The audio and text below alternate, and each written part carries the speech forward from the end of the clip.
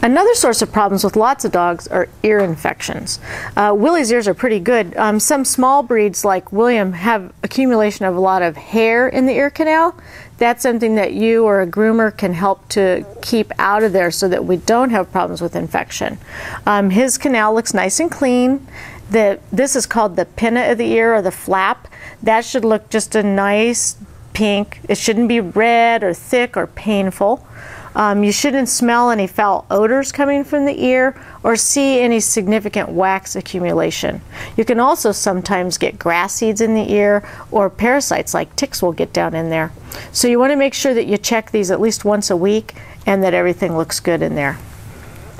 Something else you need to check on your dog is their genital area. So since William's a little boy, we want to look here and make sure that there isn't any swelling or that there isn't any abnormal discharge or matting or soiling around his little boy parts. But they look really good, so I don't think that's a problem.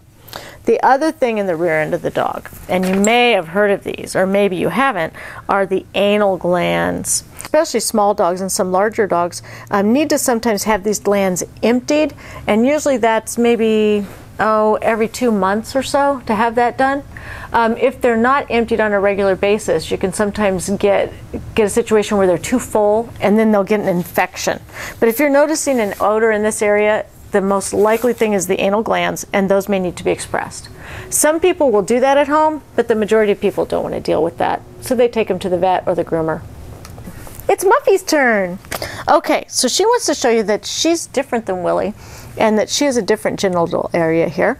And again, with the girl dogs, you want to make sure you don't see any soiling or matting, that the hair's kept trim around the area. And she looks just fine.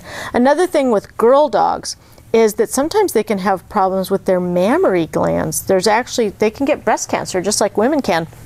So you want to make sure that you're feeling this area when you pet them a couple of times a week. And if you notice any swelling or bumps or redness, then make sure you take a visit to the veterinarian. I want you to be aware that a number of the things we've pointed out here can be very separate topics on their own and could be separate videos. But it's important for you to remember too that there are things your veterinarian is trained to see that you won't be able to notice. So never let this take the place of a veterinary exam.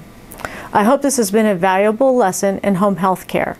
Remember that to ensure the health of your pet companion, you want to make sure that you have a visit to the veterinarian at least once a year for a young, healthy pet and 2 or more times a year for a senior pet. Thanks for watching.